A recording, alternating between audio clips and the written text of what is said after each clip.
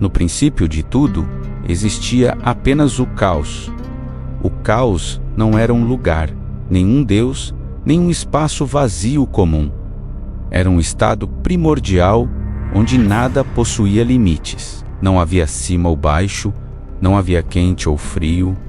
Era um abismo sem direção, um oceano sem margens, uma existência sem identidade. E foi desse caos que surgiram as primeiras entidades cósmicas. A primeira a emergir foi Gaia, a Terra viva. Ela não nasceu como um planeta inerte, mas como uma consciência primordial, capaz de sentir, gerar e sofrer. Gaia tornou-se o alicerce de toda a criação futura. Logo depois, surgiu Tártaro, o abismo profundo, uma dimensão abaixo de tudo que viria a existir. Não era apenas um lugar físico, mas a própria ideia de profundidade, de prisão e de castigo. Do caos também nasceu Nyx, a noite eterna, e Erebo, a escuridão profunda, que habita os espaços sem luz. E entre essas forças surgiu Eros, não como deus do amor romântico,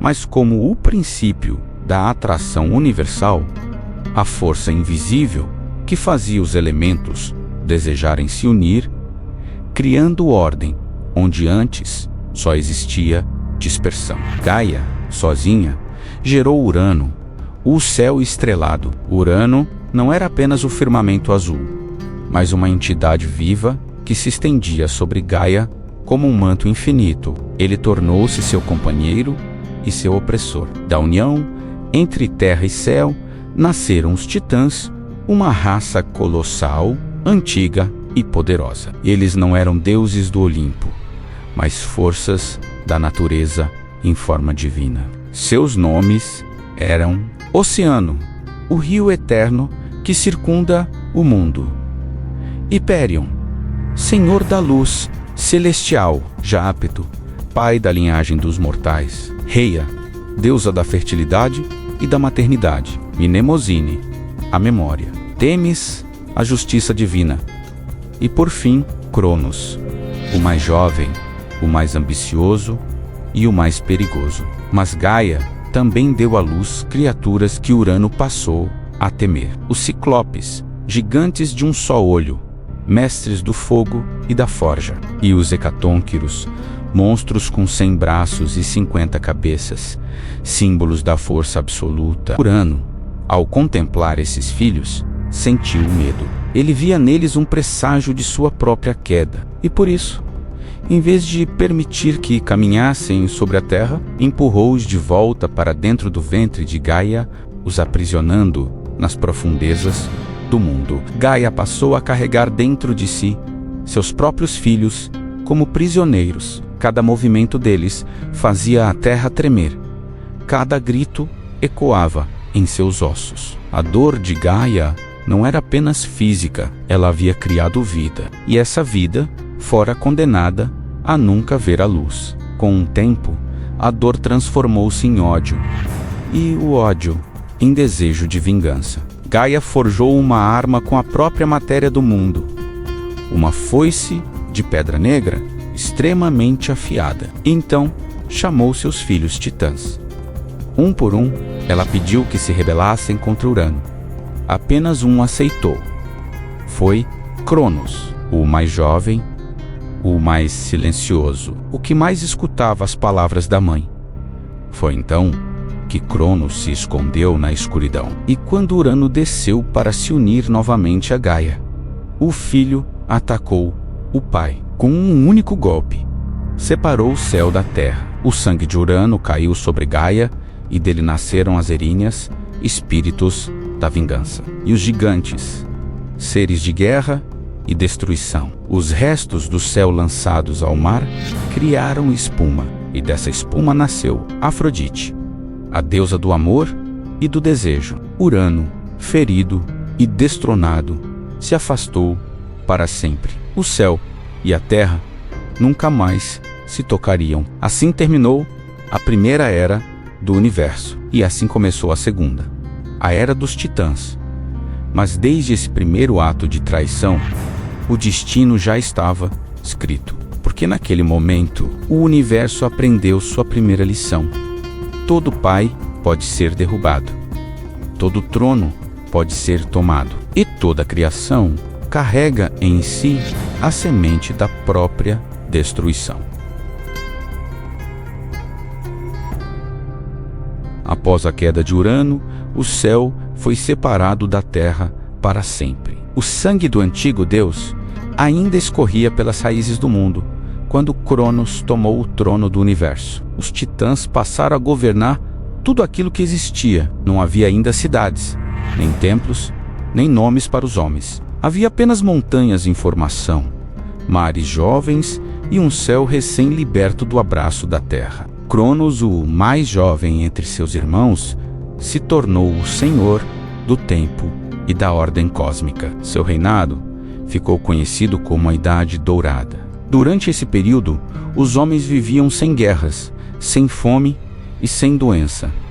A terra dava frutos sem ser arada. Os rios corriam limpos. Não havia necessidade de leis, pois não existia crime. Mas por trás dessa aparência de paz, crescia uma sombra. Urano, ao ser derrotado, lançou uma profecia, assim como ele fora traído por seu filho. Cronos também seria destronado por um descendente. A palavra do céu se tornou veneno na mente de Cronos. O tempo que ele próprio governava passou a ser seu inimigo.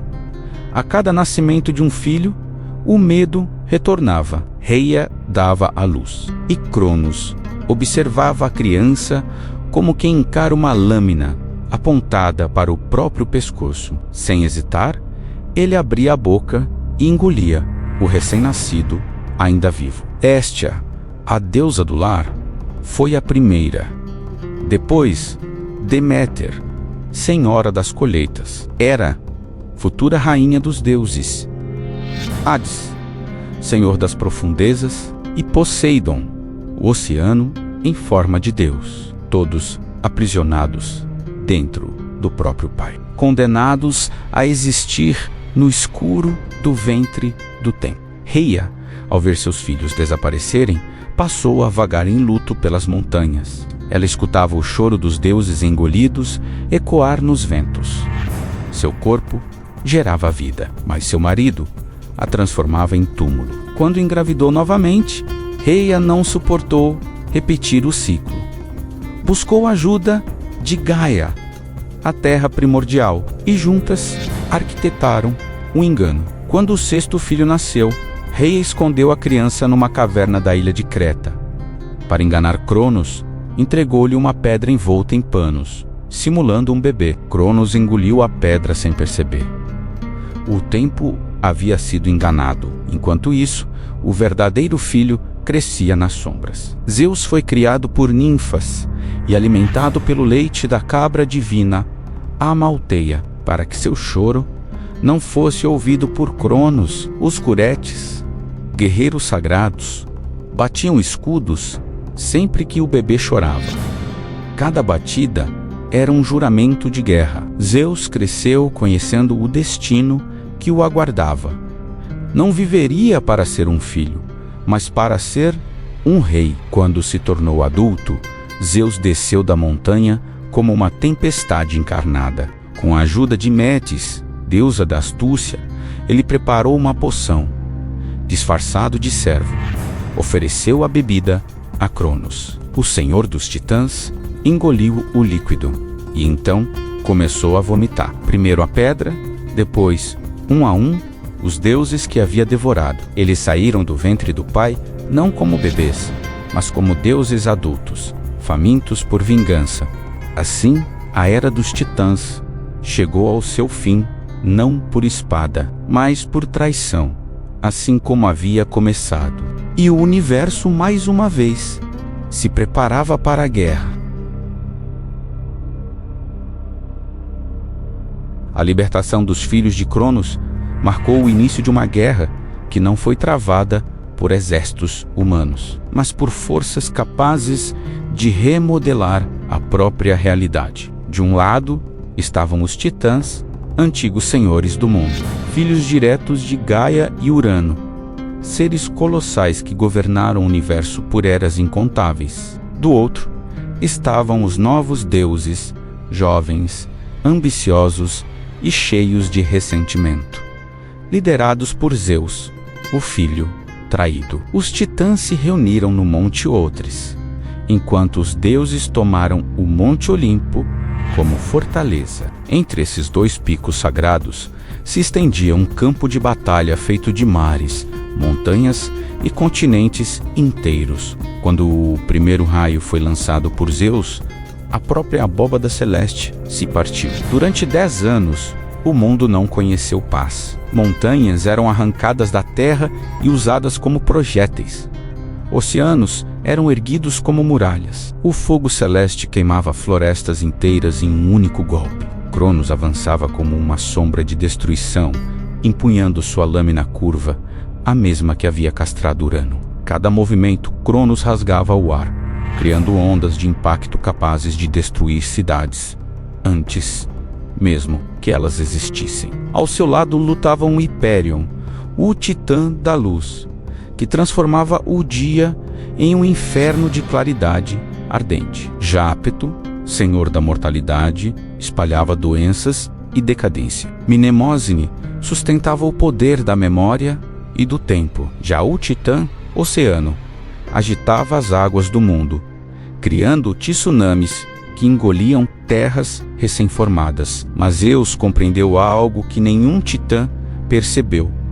O poder não estava apenas na força bruta, mas na estratégia. Ele desceu até as profundezas do Tártaro e libertou os ciclopes, os gigantes de um único olho, ferreiros divinos, aprisionados desde a criação do mundo. Em gratidão, eles forjaram armas que mudariam o curso da guerra. Para Zeus, criaram o raio feito do fogo primordial do universo. Para Poseidon, forjaram o tridente, capaz de dividir mares e provocar terremotos. Para Hades, deram o elmo da invisibilidade, permitindo que ele caminhasse entre inimigos sem ser visto. Mas ainda não era suficiente. Então Zeus libertou também os hecatônquiros, capazes de lançar centenas de rochas ao mesmo tempo.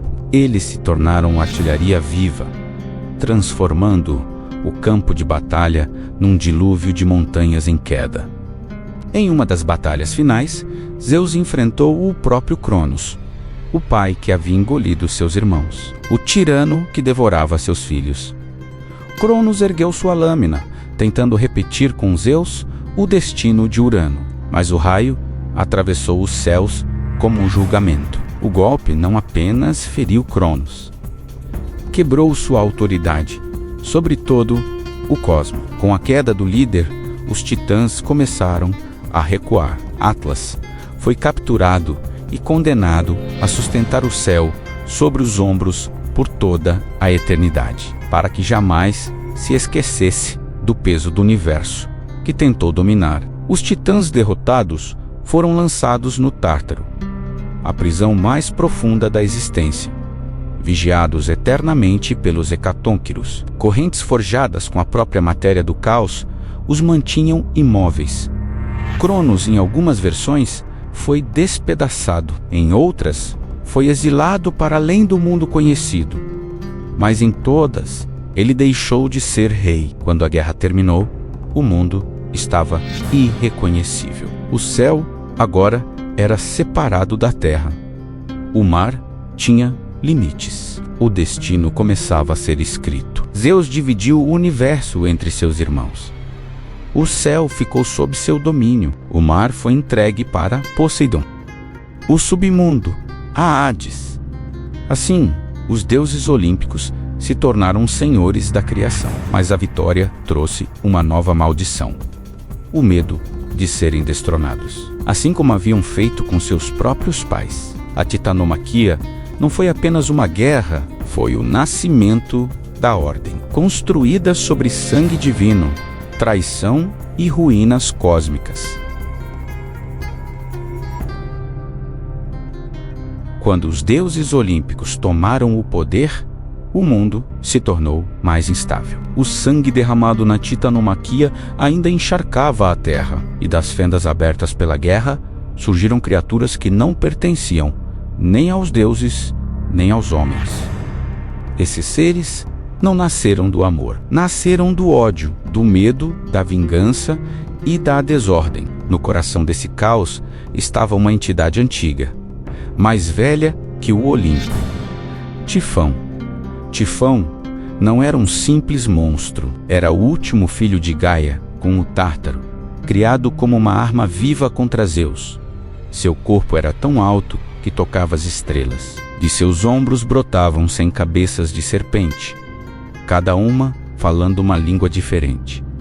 De seus olhos jorravam fogo, de suas asas surgiam tempestades. Quando Tifão avançou contra o Olimpo, todo o céu tremeu. Zeus lançou seus raios. Montanhas foram reduzidas a pó, mares ferveram.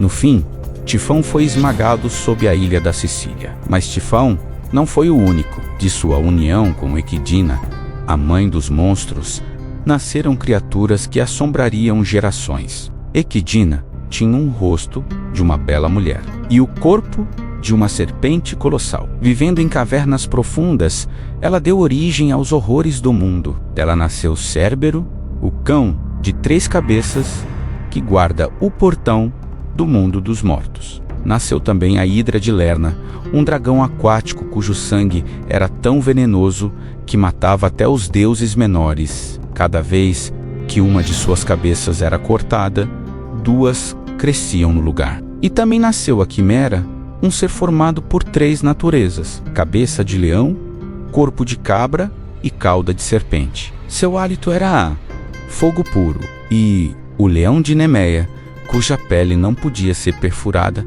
por nenhuma arma mortal. Esses monstros não existiam por acaso. Eles eram provas vivas do erro dos deuses, criaturas que surgiram porque o mundo foi forçado a mudar rápido demais. Mas ainda antes deles, houveram as Górgonas, 3 irmãs nascidas da união de antigas divindades marinhas, Steno, Euríale e Medusa.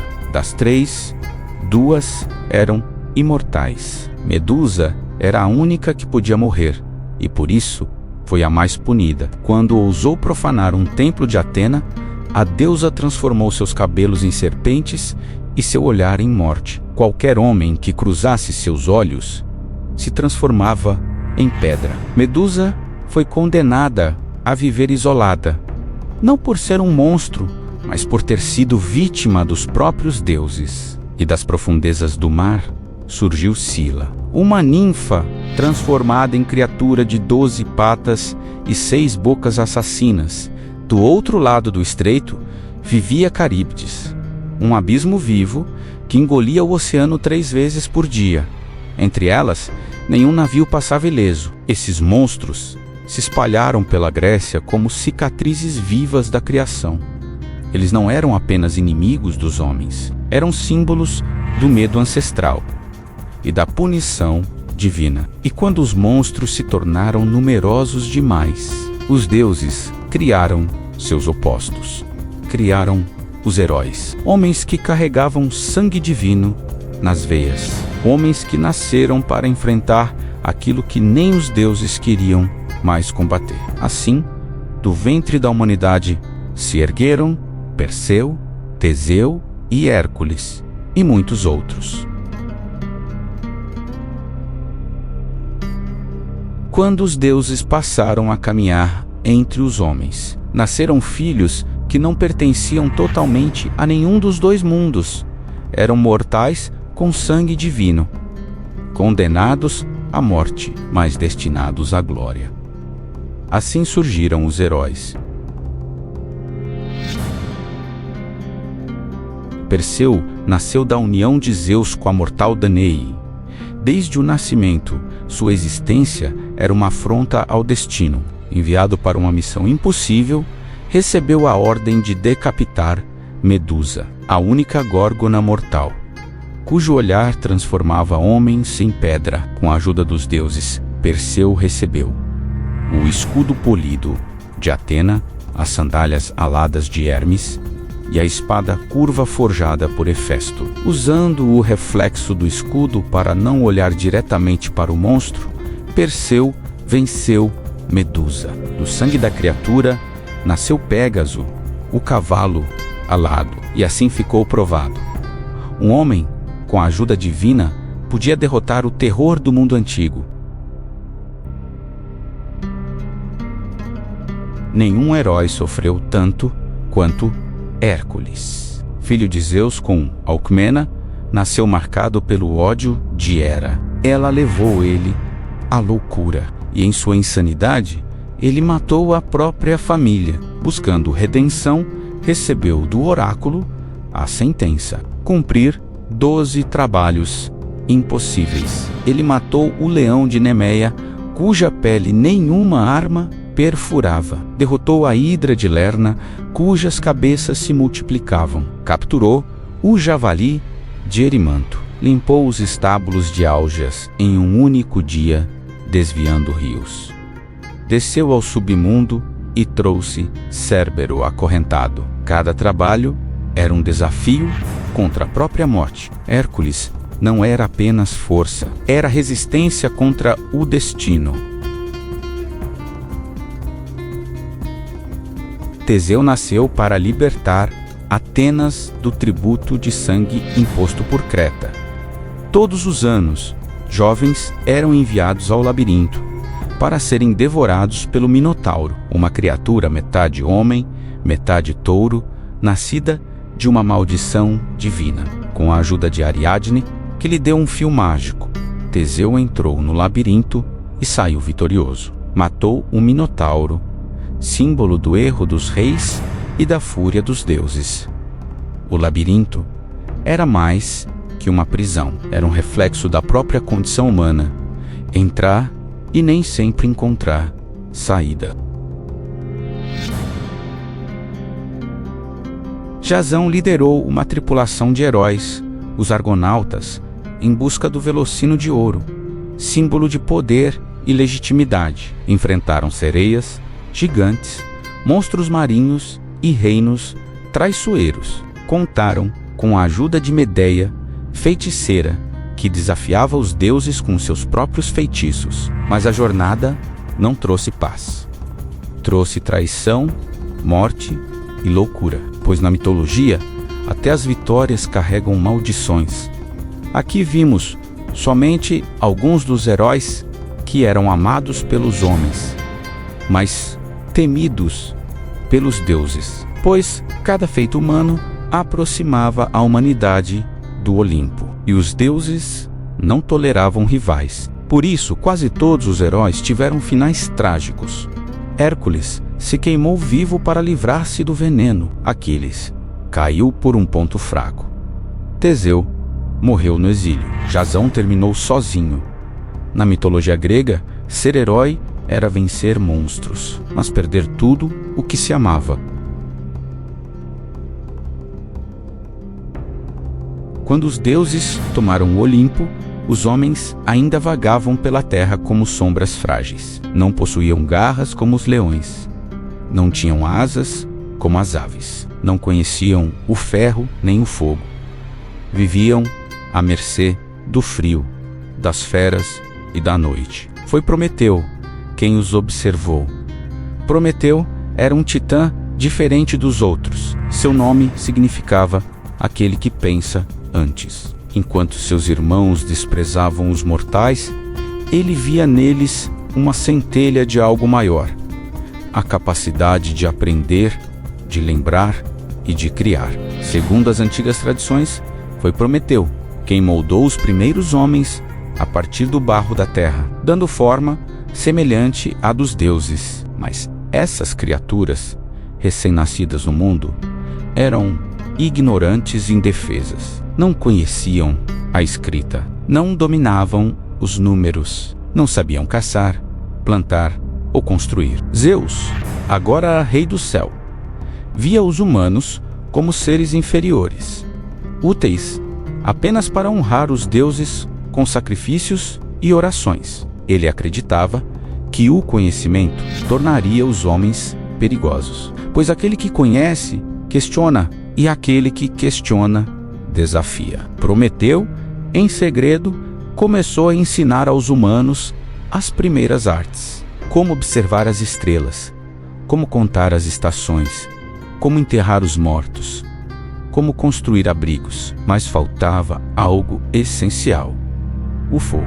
Sem ele, não havia metal, nem comida cozida, nem luz durante a noite. Zeus havia reservado o fogo apenas aos deuses, guardado nos salões do Olimpo, como símbolo do poder divino. Prometeu decidiu desafiar o próprio destino. Certa noite, subiu silenciosamente até o Olimpo. Esperou que os deuses adormecessem e então roubou uma chama sagrada da fornalha de Hefesto. Escondeu o fogo dentro de um caule oco de funcho e desceu até a terra. Quando entregou a chama aos homens, algo mudou para sempre. Pela primeira vez, a noite foi vencida. O frio recuou. A carne foi cozida. O metal começou a ser moldado. As cidades nasceram, a civilização deu seus primeiros passos. Mas Zeus logo descobriu. Seu olhar percorreu a terra e viu colunas de fumaça subindo aos céus. Viu fornos, tochas e fogueiras. E compreendeu que seu poder havia sido violado. A fúria do rei dos deuses foi absoluta. Prometeu foi capturado por Hermes e levado acorrentado até uma montanha solitária no extremo do mundo, onde o vento nunca cessava e o sol queimava sem piedade. Ali, Zeus decretou sua punição. Prometeu seria preso à rocha e todos os dias uma águia monstruosa viria devorar seu fígado. À noite, o órgão se regeneraria e no dia seguinte, a tortura recomeçaria. Assim, a dor de Prometeu tornou-se eterna. Mesmo diante da agonia, ele não se arrependeu. Dizia que preferia sofrer por milênios a ver a humanidade viver na escuridão. Mas Zeus não estava satisfeito em punir apenas o Titã. Decidiu punir também os homens. Ordenou a Hefesto que moldasse uma mulher de beleza perfeita. Atena lhe deu sabedoria. Afrodite, o encanto. Hera, a curiosidade. E Hermes, a astúcia. Seu nome era Pandora. Ela foi enviada à terra levando uma jarra selada, contendo todos os males do mundo, doenças, velhice, ódio, guerra, loucura e morte. Dominada pela curiosidade, Pandora abriu o recipiente e os males escaparam, espalhando-se pela humanidade como uma praga invisível. Quando tentou fechar, restava apenas uma coisa no fundo da jarra: a esperança. Assim, os homens passaram a viver entre o sofrimento e o desejo de dias melhores. Prometeu, séculos depois, seria libertado por Heracles, mas sua história jamais seria esquecida. Porque Prometeu não foi apenas um ladrão de fogo. Ele foi o primeiro rebelde contra os deuses. O primeiro a ensinar que todos os conhecimentos têm um preço. E o primeiro a provar que, às vezes, desafiar o céu é o único caminho para salvar a terra. No topo do Monte Olimpo, envolto por nuvens eternas e muralhas de luz, os deuses ergueram seus palácios de mármore e ouro. Ali, banquetes eram servidos com néctar e ambrosia, e a música ecoava como um hino eterno à imortalidade. Mas por trás da grandeza, os deuses carregavam defeitos tão profundos quanto os dos homens. Zeus, embora rei, era movido pelo desejo e pela vaidade. Suas paixões davam origem a heróis e também a guerras. Hera, a rainha do Olimpo, guardava o orgulho ferido e o ciúme como armas. Seu ódio não se voltava contra o marido, mas contra aqueles que nasciam de suas traições. Poseidon era dominado pela fúria. Quando se sentia desafiado, fazia a terra tremer e os mares engolirem cidades inteiras.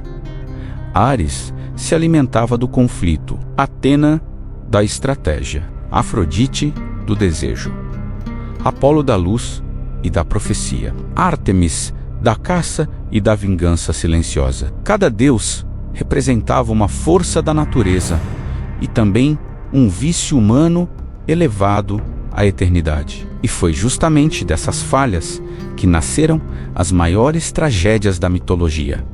Do orgulho dos deuses surgiram os monstros. Da vaidade nasceram os heróis condenados. Do desejo vieram maldições que atravessaram gerações.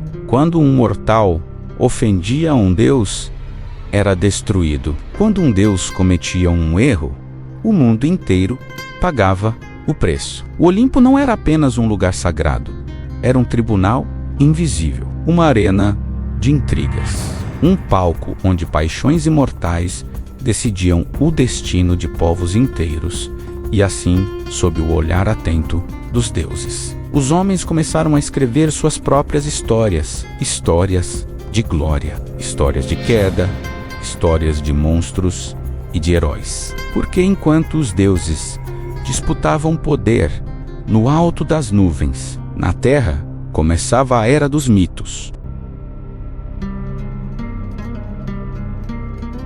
A guerra mais famosa da antiguidade não começou por espadas, mas por um julgamento. Durante o casamento de Peleu e Tétis, Eris, a deusa da discórdia, lançou uma maçã de ouro entre as deusas e nela estava escrito: para a mais bela. Hera, Atena e Afrodite exigiram a maçã. Nenhuma aceitava perder.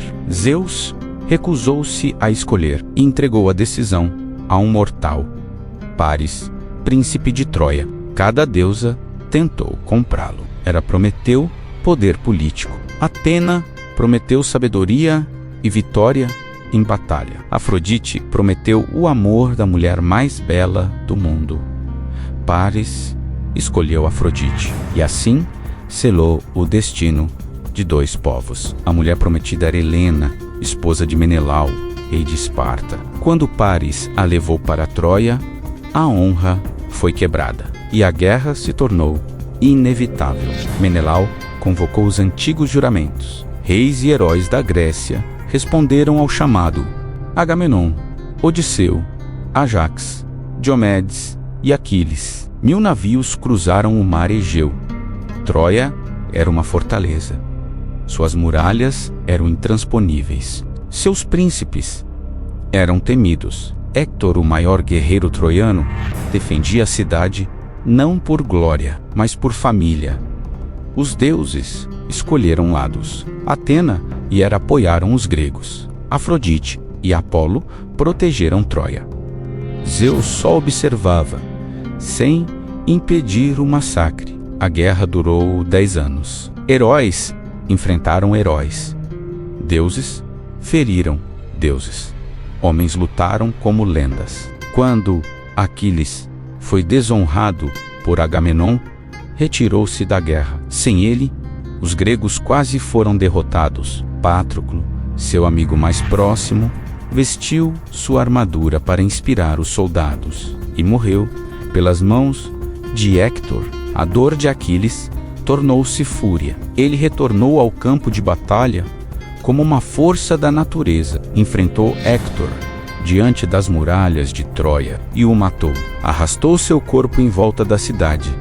Mas nem mesmo o maior herói escapava do destino. Pouco depois, Aquiles foi atingido no calcanhar por uma flecha guiada por Apolo. O maior guerreiro caiu. Sem Aquiles, os gregos recorreram à astúcia. Odisseu teve a ideia do cavalo de Troia. Um presente falso, um monumento à mentira. Dentro dele, soldados esperavam quando Troia abriu seus portões. Abriu também sua sentença. À noite, o exército grego saiu do cavalo. As portas foram abertas. A cidade foi incendiada. Velhos, mulheres e crianças foram massacrados. Templos foram profanados. O rei Príamo morreu diante de seu altar. Troia caiu, mas a vitória não trouxe paz. A guerra terminou, mas o sofrimento continuou. Troia não foi apenas uma cidade destruída, foi o fim da era dos heróis. quando a vida terminava, a jornada verdadeira começava. Abaixo da terra, além das raízes do mundo e das montanhas, existia o reino de Hades, um lugar onde o sol jamais tocava o chão e onde o tempo não significava nada. Hades, o mais silencioso dos filhos de Cronos, governava esse reino. Tudo que nasce morre, e tudo que morre pertence a ele. Ao chegar ao submundo, as almas eram conduzidas por Hermes, o mensageiro dos deuses. Depois, atravessavam o rio Estige, a bordo da barca de Caronte, o barqueiro dos mortos. Por isso, os gregos enterravam moedas com seus mortos. Sem pagamento, a alma vagava 100 anos à margem do rio. Depois da travessia, vinha o julgamento. 3 juízes decidiam o destino das almas. Eles eram Minos, Radamanto e Eco. E então o reino se dividia em 3 caminhos, que são eles: o campo dos Asfódelos. Aqui iam as almas comuns, nem heróis, nem criminosos, apenas pessoas que viveram e morreram. Caminhavam eternamente em campos cinzentos, sem dor extrema, mas sem alegria. Era a eternidade da lembrança vaga, uma existência sem propósito. Os campos elíseos, reservados aos heróis e aos justos. Um paraíso sem sofrimento. Ali, o céu era claro, a música ecoava. As almas viviam em paz. Alguns mitos diziam que, após várias vidas justas, a alma poderia renascer como um deus menor. Era a recompensa máxima. E também tem o Tártaro, o abismo do submundo. Aqui eram lançados os inimigos dos deuses, titãs derrotados, imortais, que desafiaram o Olimpo. Sísifo rolava eternamente uma pedra-montanha acima, apenas para vê-la cair. Tântalo morria de sede diante da água que recuava. Ixion girava preso a uma roda de fogo. O Tártaro não era só punição, era exemplo. Na entrada do submundo, Cérbero vigiava os portões. 3 cabeças, dentes como espadas, olhos que jamais piscavam. Ele permitia a entrada, mas jamais a saída. Perséfone, filha de Deméter, foi raptada por Hades.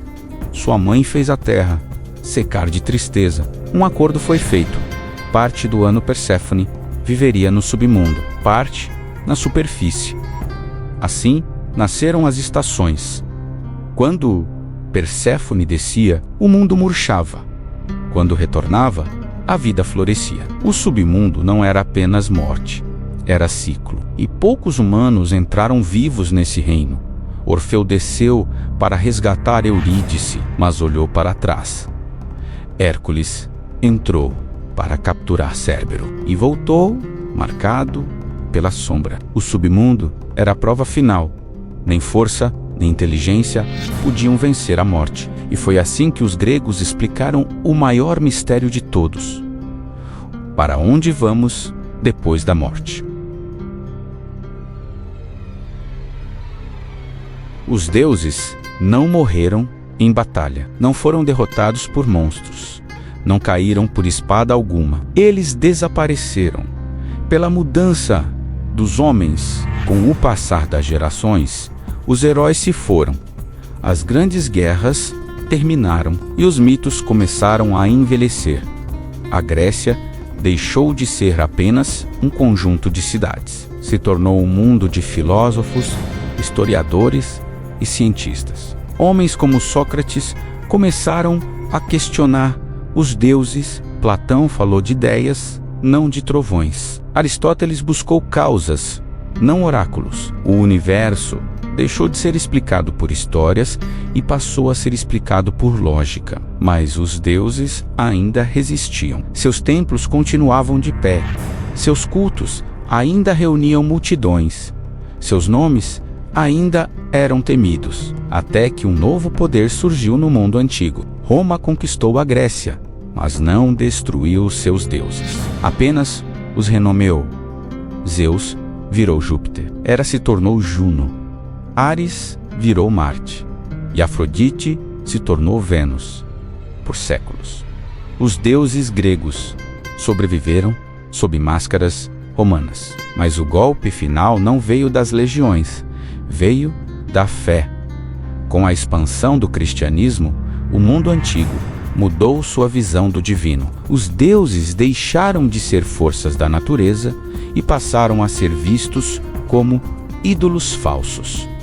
Templos foram fechados, sacrifícios proibidos e oráculos silenciados. O oráculo de Delfos, que durante séculos falou com reis e generais, deu sua última profecia e se calou para sempre. O Olimpo se tornou ruína, os deuses, memória, mas eles não desapareceram completamente. Sobreviveram na literatura, na arte, no teatro, na linguagem e hoje, quando falamos de Zeus, Hades ou Atena, não estamos invocando deuses. Estamos lembrando de como a humanidade tentou entender o céu, a morte, a guerra, o amor e o destino. A mitologia grega não acabou, porque enquanto houver quem conte essas histórias, os deuses jamais serão totalmente esquecidos. Porque os mitos são a memória da infância da humanidade,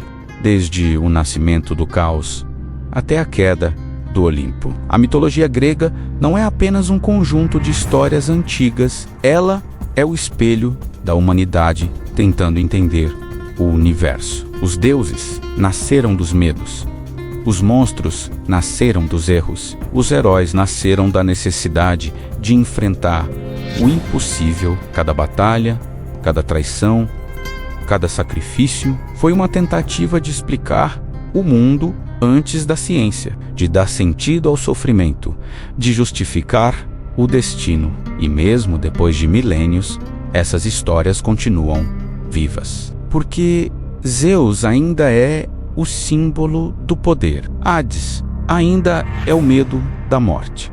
Afrodite ainda é o desejo. Os deuses caíram, mas seus arquétipos nunca morreram. E agora, a pergunta é para você. Qual dos deuses gregos você gosta mais? Escreva nos comentários. Se esse vídeo te levou do caos ao Olimpo, do Olimpo ao mundo dos mortos e dos heróis ao fim dos deuses, então deixe o like agora. Isso ajuda o canal a continuar trazendo histórias entre deuses e homens. Se você ainda não é inscrito, se inscreva agora para não perder os próximos capítulos das mitologias que moldaram o mundo. Aqui nós viajamos pelo passado para entender quem somos hoje e no próximo vídeo vamos abrir outro portal do tempo. E até lá, que os deuses antigos nunca sejam esquecidos.